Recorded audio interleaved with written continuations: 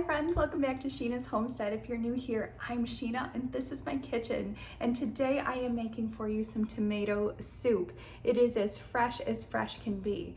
Now, it is the middle of April and I don't have access to farm fresh tomatoes at this moment because it's April and my garden is just little seedlings at the moment. But last year I had such a great harvest that I was able to preserve some of those on the shelf in things like tomato sauce, tomato soup. We even did a lot of salsa. Kids loved that one. But we had so much that I couldn't get to all of it. So I decided to take them and put them in Ziploc bags and throw them in my freezer. Well, it's been quite a few months and I still have those tomatoes in my freezer. So today I'm gonna show you how I first of all make tomato soup from scratch with all fresh ingredients. 2, how we're going to preserve it. And 3, as an extra bonus, we are gonna take the skins of our tomato and freeze dry them for an extra little culinary treat.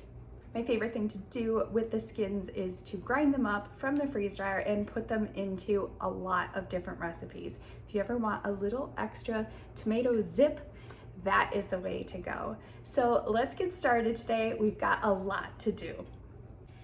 Now, if you've seen my show, you know that I do have a food mill that I run these through in the summertime, and that is all outside, and it's awesome because any of the mess stays outside, and I love it. But when we preserve them this way, we're freezing them, and the skins slip off so easily that I don't need my food mill when I've done it this way. So look how easily the skin just slips right off. Now I can compost this or feed it to the chickens, or I can put it back in the freezer in a separate little bag and put it through my freeze dryer. Then we can just crumble this all up and then I have freeze dried skins, which become a really great thickener when you're adding it to any recipe. I use it in place of tomato paste. So that's just a tip for you if you have a freeze dryer. But if not, they can go to use in any other way. So we're gonna take this and preserve this on the side as we go through all of these.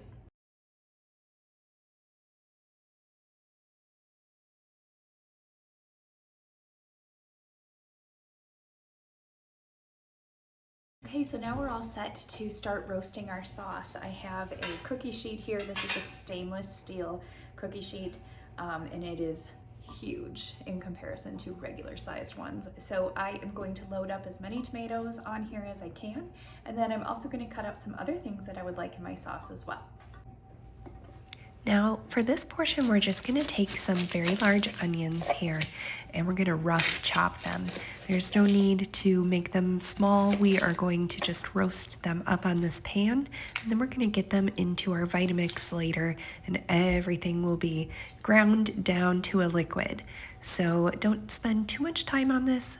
Like you can see here, I'm just spreading out the little pieces so that everything can get a nice little char roast to them.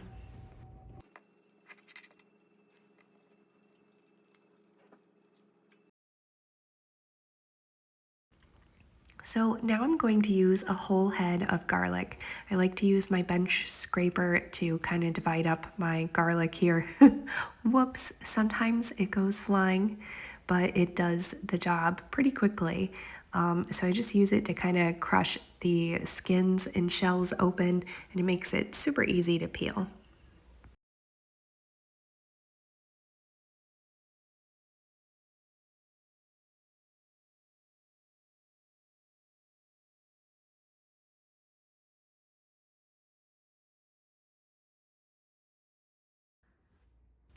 And now I am heading for my fresh basil plant. We're just going to harvest some of these leaves, and they are the perfect addition to tomato soup.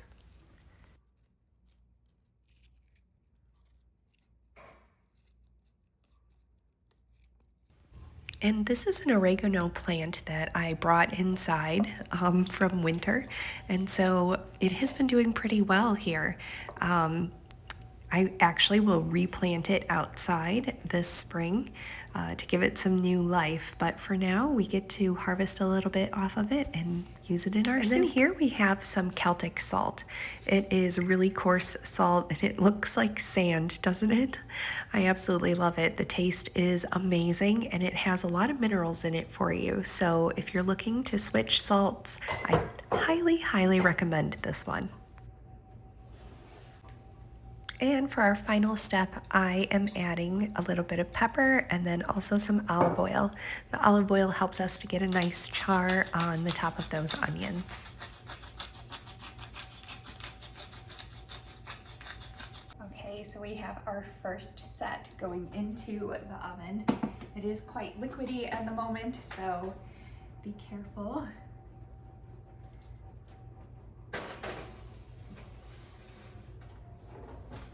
My oven is set at 400 and I'm going to let this roast in there for at least 30 minutes.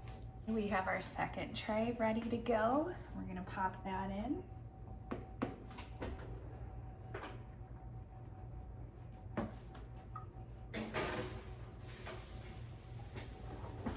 I'll tell you one thing, it smells delicious already.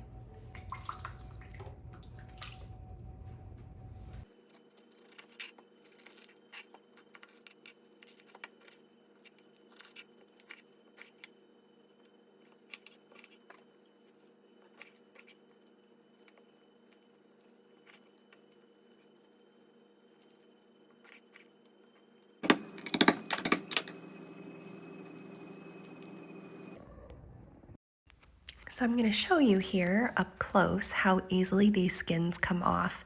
You just have to break them with your nail in one little spot and then they just slip right off.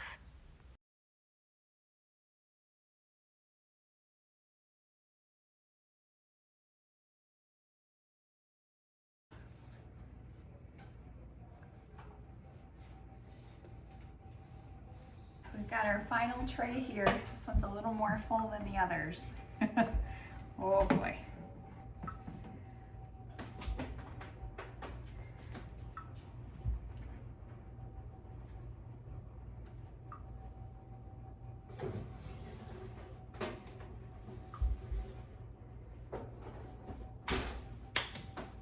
So while we wait for that to roast, I am just gonna get my bowl all set and ready for when all of that comes out nice and roasted.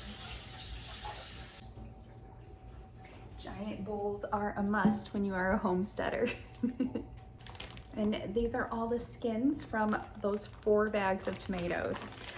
So I'm gonna freeze these and lay them out nice and thin, and then I'm gonna freeze dry them. They turn out amazing. And like I said, they're a thickener, so you can add it to anything like tomato soup or tomato sauce if you wanted a little extra tomato zing punch to whatever it is that you're making. This does the trick. Now I'm also going to pull out my Vitamix here because that is what I'm going to use to blend everything up once our sauce comes out. And then the other thing that I need is my jars. So I've got some clean right over here. I'm just going to get my area all clean and ready here so we can start our canning process.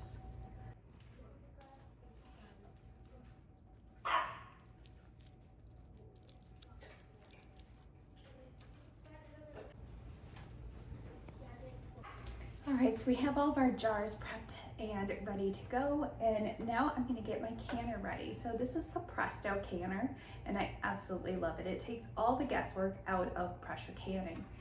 So to begin, we are just going to take this liner out. As you can see, it's got this little grate in here so that things don't break as they clink against the bottom when the water is boiling. And we are just going to fill it up to the maximum fill line, and then we're going to get our jars in there so we can get this whole thing warmed and ready to go.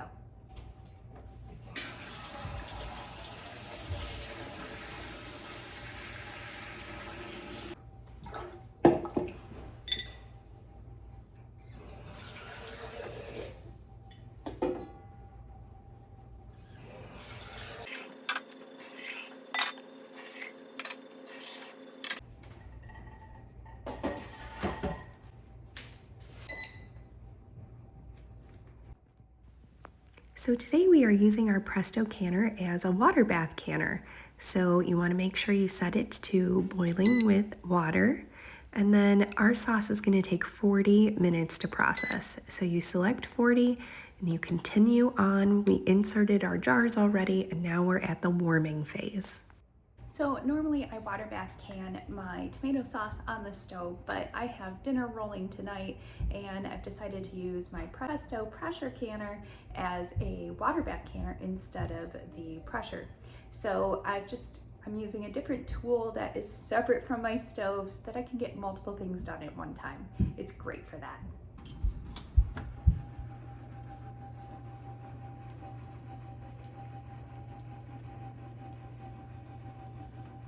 Okay, so the time has finally come. I am going to take it out. That looks good. I'm going to take out the top one.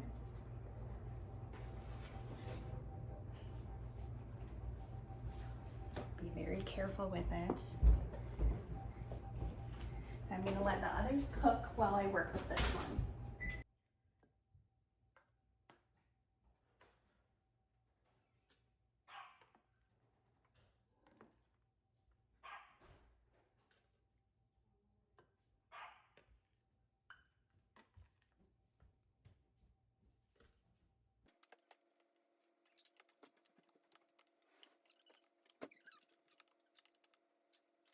Okay, so now we're just going to blend this up in our Vitamix. You can use a food processor or a regular blender, anything is just fine.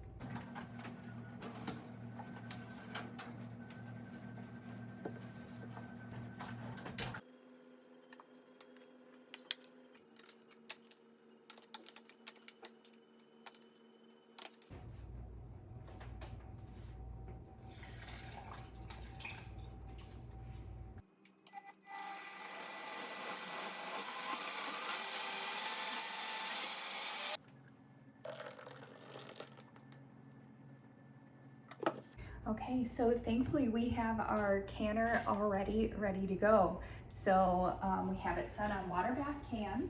As you can see, it's steaming here. So I am just gonna pull out my first jar. We're gonna get started.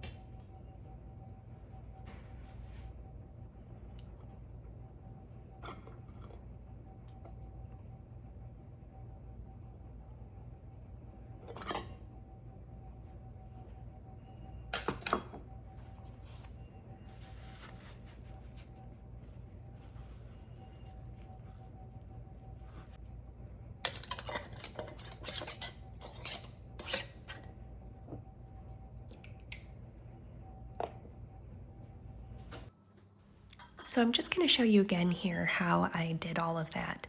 So I'm going to empty the water that is in this jar. That was to keep it nice and hot and sterile. And I'm just going to fill this up. I want about 1 inch headspace. That means the space between the top rim and the top of your liquid. And you do this so that it doesn't spill over or siphon out. This one had a little too much, so don't be afraid to take some out. And then I am wiping the rim with some vinegar. The vinegar cuts any of the fat or the sauce that might prevent this jar from sealing. And it's a pretty important step.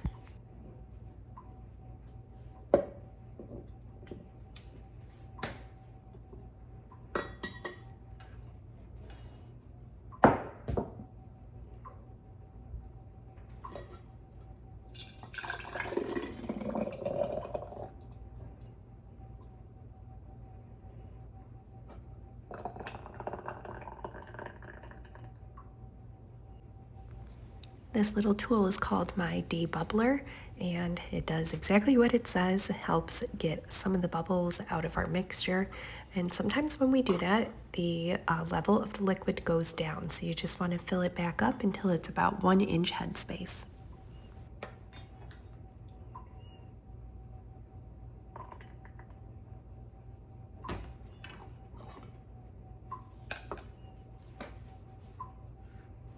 And then again, wipe your rim nice and clean with your paper towel and vinegar.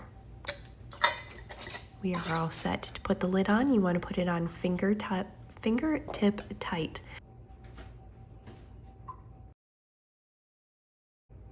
Last one.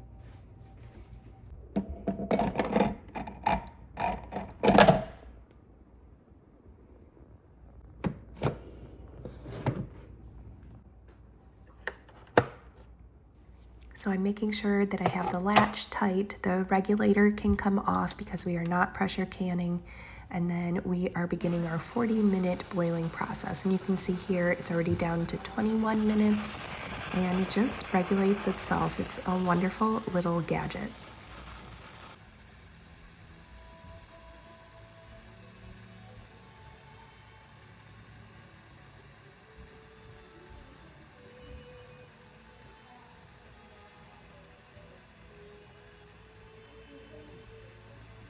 Once the countdown has reached 0 minutes, it starts its cooling process, and the process takes 5 minutes.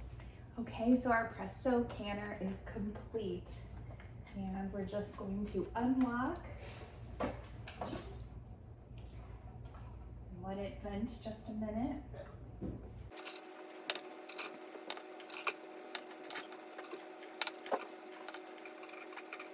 Well, friends, there you have it. Today we made we made garden fresh tomato soup.